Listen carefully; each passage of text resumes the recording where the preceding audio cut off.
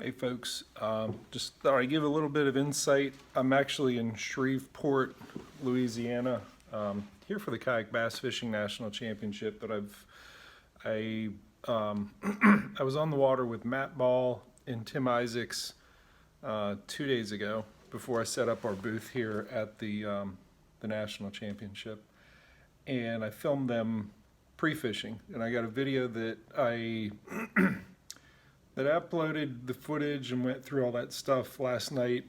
Most people went out to the bar. I came up here, sat here with my constant companion, the Macintosh, the MacBook Pro, and edited video. So got my cameras, more cameras, the GoPro that I put in the dome, trying to give more insight on video production. What I'm doing now, let's see if I can show you there. What a lot of what I do is decide which clips I'm going to upload, and I'll look at them and see, hey, did anything happen there? One of the things that I've started doing that helps me a lot, let's see if I can find one where I did it.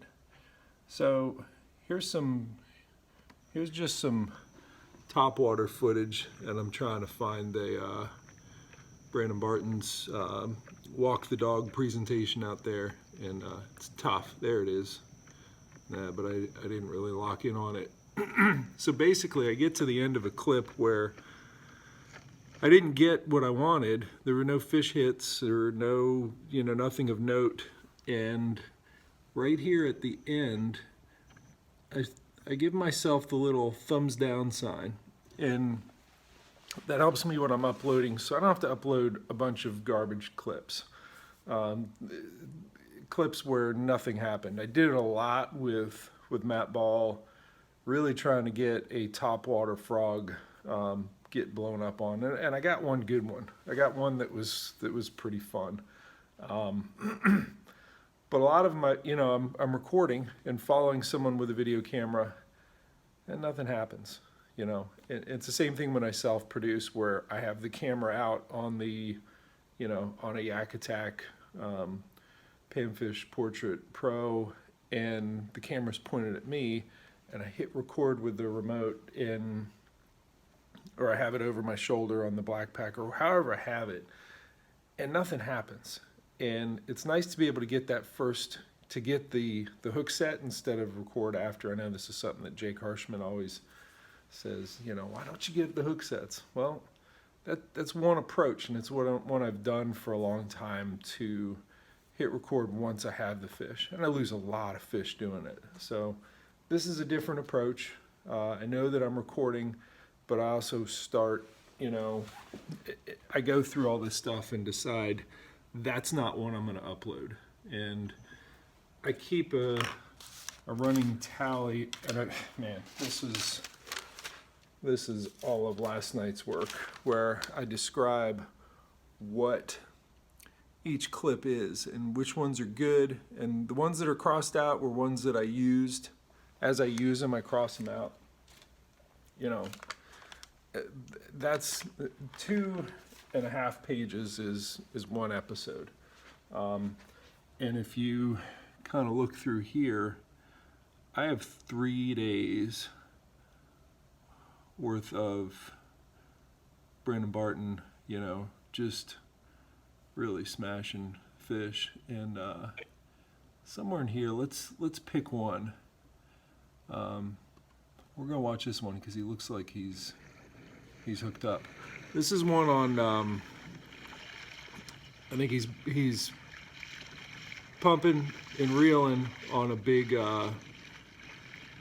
snapper. And we're offshore in Pensacola, and that's one that I'll be working on today. The other 2 episodes, we got into some king mackerel, also offshore, and then we did one morning where it was speckled trout on topwater. So we got some good episodes in the works, and yeah, he's seeing a whole bunch of them under him, but I did do a short on his using the venting tool. Because you see how that fish is laying on the surface, and I started carrying this venting tool.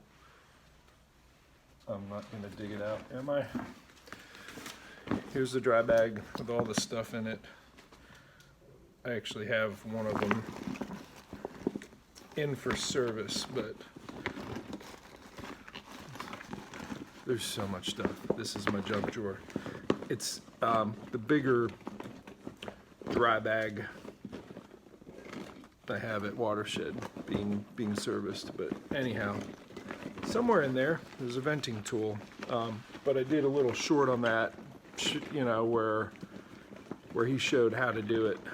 I got too many batteries and too many other accessories in there to dig it out, but there is a venting tool.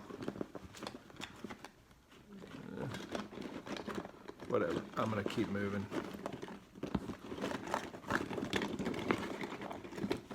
Yep, whatever, it's in there.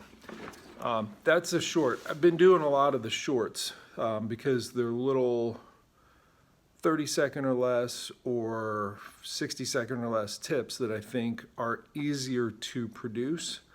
I don't need to do the full length videos like this that take a lot of time.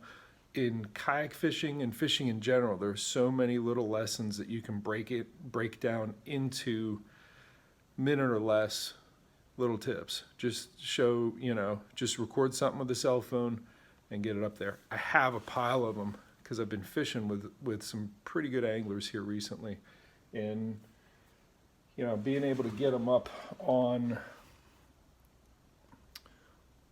the channel is pretty easy.